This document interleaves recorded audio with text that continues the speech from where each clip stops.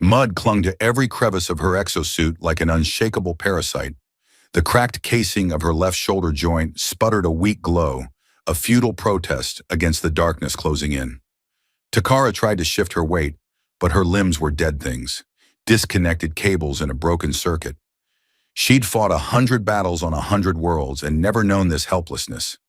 Some cosmic joke, she thought, slain not by a plasma bolt or a blade of cold steel, but by her own dying systems.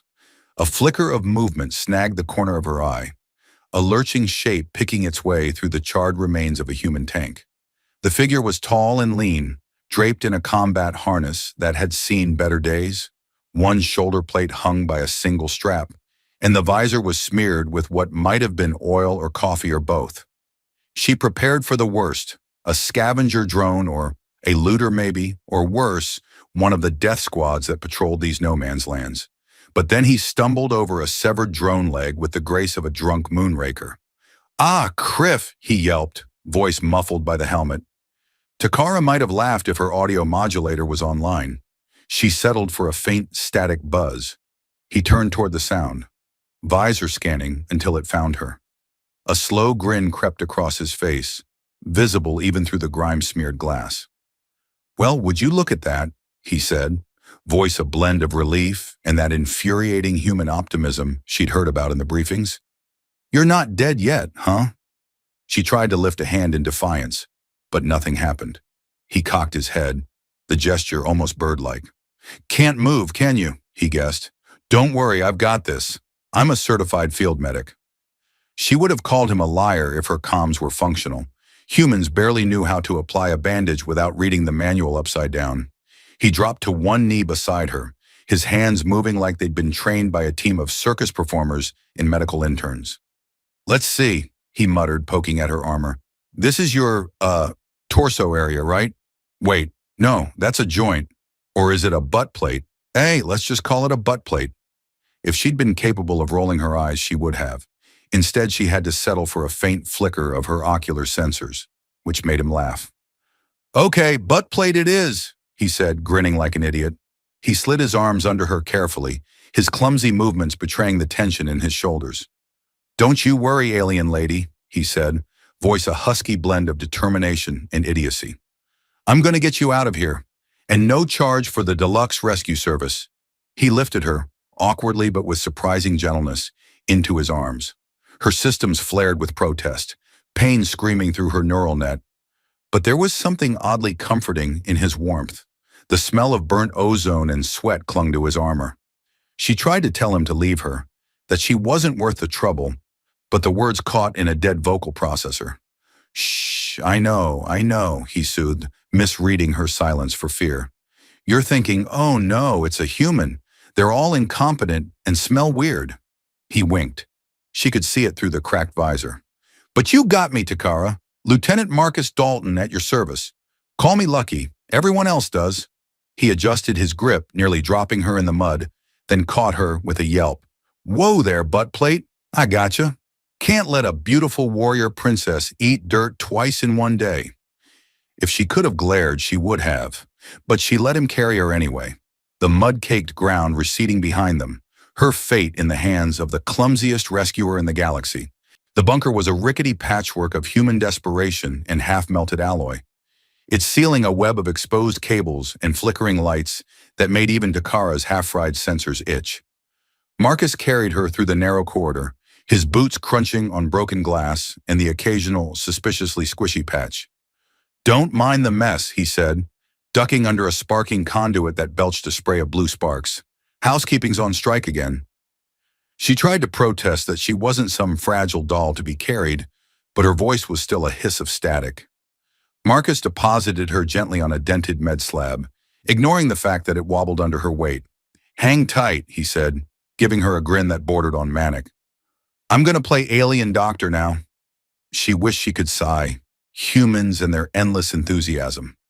He rummaged through her med kit like a toddler in a toy store, flipping vials, poking at syringes, and muttering under his breath. "Okay, let's see. Purple one probably does. Something important," he said, giving it a cautious shake. It fizzed and hissed like a miniature volcano. Let's put that one down. She watched, equal parts horrified and entertained, as he continued his one-man comedy act. This one's got a skull on it, he said, holding up a vial with a biohazard symbol that glowed faintly. Skull usually means fun, right? Like pirate treasure.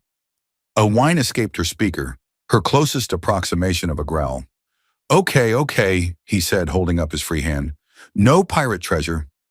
Got it. Let's try this one. He jabbed at a console embedded in her exosuit, the screen lighting up with angry red glyphs. Huh. Looks like my mom's old toaster when I tried to make waffles, he said, eyes darting across the symbols. Except with more alien-y language and fewer Pop-Tarts. She tried to focus on his face, despite the pain skittering through her circuits. His grin was crooked, like he was trying to hold the galaxy together with spit and optimism. All right, butt plate. Sorry, Takara.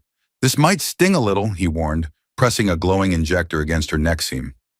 The hiss of fluid injection made her optics flicker. A surge of cold fire raced through her veins. She would have screamed if her voice modulator hadn't been offline.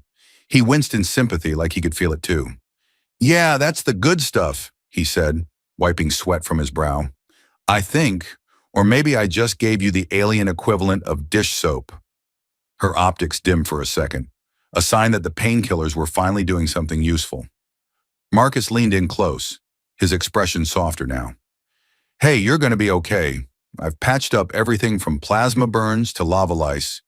You're basically a giant, glowy jigsaw puzzle, but I'll get you fixed. She wanted to believe him, even if his bedside manner left a lot to be desired. A muffled boom rattled the bunker walls, followed by a flicker of lights. Marcus glanced toward the entrance. Ah, just the welcoming committee, he said, half laughing. Don't worry, they don't usually bite, unless they're in a bad mood. He turned back to her, pressing a hand to her cracked chest plate. You stay here, he said, as if she had a choice. I'll go introduce myself. Maybe bring them cookies. He winked and dashed off, leaving her with the scent of ozone in the faint warmth of his touch. She stared after him, circuits humming. Maybe, just maybe, this human wasn't as incompetent as he looked. Maybe he was just crazy enough to keep them both alive. He returned breathless, with a grin that made her circuits twitch. Well, they weren't in the mood for cookies, he said, wiping a smear of something, maybe alien blood, maybe coffee, off his visor. But I did trade them a power cell for 5 minutes of not shooting at us. I think that's a new record. She blinked twice, a universal gesture for, you're an idiot. Hey, he said, hands raised. Don't look at me like that. I'm a diplomat now. Ambassador Lucky. That's what they'll call me when this war's over. Her chest rattled with a low hum she might have called a laugh in a different life. He leaned closer, resting his hands on the med slab's edge. So, he said, voice dropping to a conspiratorial whisper, you feeling any better, your squidness? Managed to wiggle a finger or two? She tried, focusing her neural net like a laser on her left hand. A tremor ran through the servo, making the finger twitch. His eyes lit up like a reactor core. Yes, progress. Soon you'll be back to slapping me every time I call you a squid. She would have smacked him if she could, but all she managed was a lopsided smirk. Outside, muffled booms reminded them that the galaxy didn't care about their small victories. Marcus glanced at the door, then back at her. You know, this place could use a bit of an upgrade, he said, gesturing around at the sagging metal walls and the faint smell of burnt wiring. Maybe some neon lights, a karaoke machine. Make it a real home away from home. She tried to vocalize a warning, a reminder that they were probably about to be overrun by a platoon of plasma-armed brutes, but the best she could do was a hiss of static. He patted her shoulder gently. I know, he said. Serious stuff. But hey, I've got a plan. That made her internal alarms go off louder than any klaxon. He rummaged through the medkit again, pulling out a small, glowing orb that looked suspiciously like a grenade, with extra attitude. This little beauty, he said, brandishing it like a prize, is a disruptor pulse. Should short-circuit any approaching drones or battle mechs. Might also fry my toothbrush, but sacrifices must be made. Her optics brightened a fraction. He was actually thinking ahead. Don't look so surprised, he said, grinning. I might be an idiot, but I'm a resourceful idiot.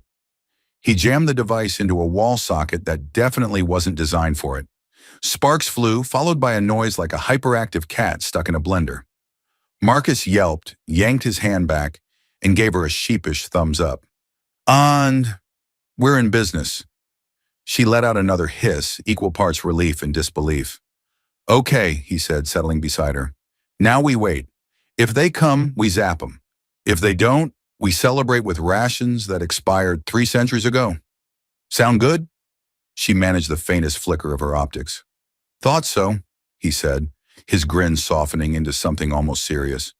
Don't worry, Takara. I got you. For the first time in cycles, she believed him. Marcus whistled an off-key tune as he rummaged through a crate marked, Supplies, definitely not explosives. He pulled out a tangle of wires, a dented plasma coil, and something that looked suspiciously like a can opener, but glowed with an ominous red light.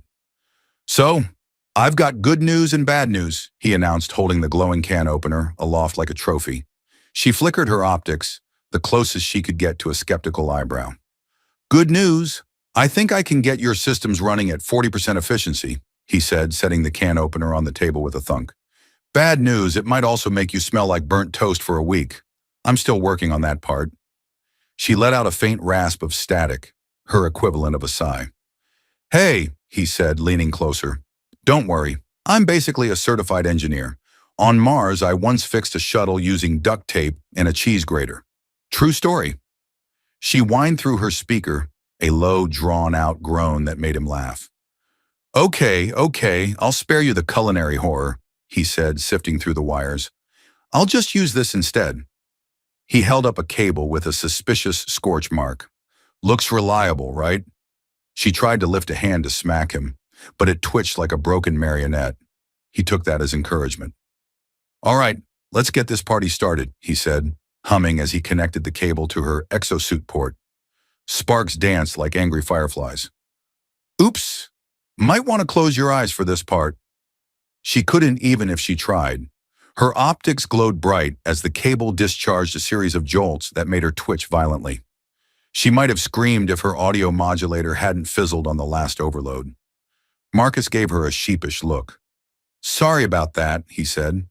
Think of it as a cosmic massage. If she could have thrown something at him, she would have. He adjusted a dial on the med console, his brow furrowed in concentration. Okay, try moving your arm again, he said, tone suddenly serious. She focused, her neural net buzzing with effort. Slowly, painfully, her left arm lifted. A fraction of an inch. His eyes went wide.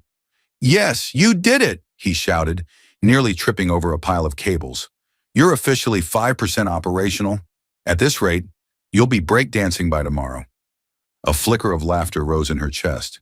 The sound was rough, mechanical, but it was laughter nonetheless. See, he said, wagging a finger at her. All part of the Lucky Dalton patented repair system. You just gotta trust the process. She tried to roll her optics, but he was too busy rummaging through the medkit for more alien tech. I think I saw a glow stick in here somewhere, he muttered. Might be useful as a morale booster. A distant boom shook the walls. Marcus paused, the glow stick half unwrapped. Well, guess it's time for the evening fireworks, he said, voice tinged with forced cheer. You'd think they'd at least wait until after dinner. She tried to speak, but only static emerged.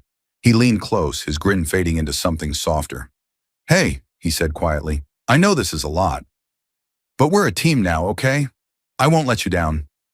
She watched him, her circuits humming with more than just the repairs. Maybe, just maybe, this human was the spark she needed. Marcus sprinted back into the room, arms full of gear that rattled like an angry robot orchestra. Guess who found an exosuit harness in the supply closet? He crowed, dropping the metal frame at her feet. Looks like it's time for the final round of Lucky's alien repair service. She tried to glare at him, but her optics only managed a faint glow of amusement. He wiped sweat from his forehead, his grin more determined than usual. Okay, I may have had to borrow a couple of parts from the emergency food dispenser, but trust me, this baby's gonna get you walking again. A low whir echoed from the harness as he adjusted a few knobs and twisted some wires. It's fully adjustable, reinforced with, Something strong, and also equipped with a mini plasma shield, he explained, his voice proud. Just don't ask where I got the shield generator. You don't want to know. She watched him, her systems ticking over. Once she would have scoffed at the idea of a human helping her stand.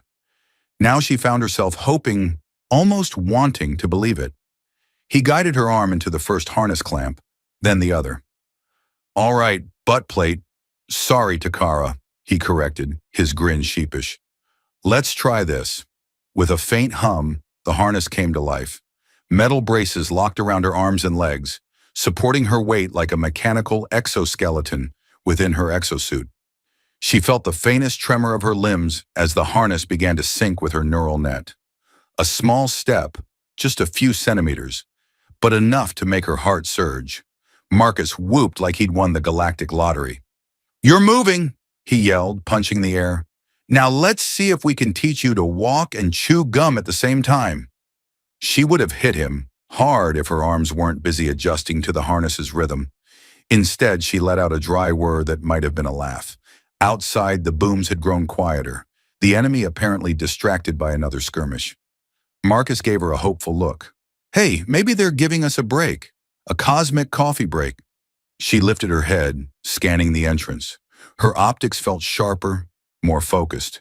She realized that every movement, every small spark in her circuits, carried a weight she hadn't felt before, an echo of something she'd thought she'd lost on that battlefield.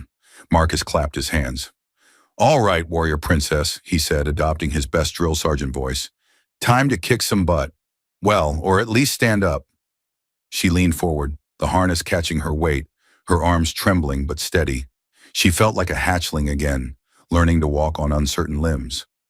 Marcus hovered nearby, ready to catch her if she stumbled. See? He said softly. I told you I'd get you back on your feet. She turned her head, meeting his gaze. For the first time, she didn't see just a human soldier. She saw the friend who'd carried her through mud and plasma fire, who'd made jokes even when death hovered at their door. A surge of determination filled her circuits. She took one step, then another. Marcus's grin threatened to split his face. Look at you go, he cheered. Soon you'll be running laps around the bunker. She let out a low hum, one that might have been laughter, or maybe something else entirely. He moved beside her, helping her steady. You know, he said, voice gentle, when I first saw you, I thought you were just another casualty. Now I see the fighter you really are. She lifted her gaze to the ceiling, imagining the stars beyond. The war wasn't over, and there were still battles to fight. But for now, with Marcus by her side, she felt something she hadn't felt in a long time. Hope. He winked. Hey, Takara, what do you say we win this thing together? She didn't have to speak. Her optics glowed, bright and steady, and that was all the answer he needed.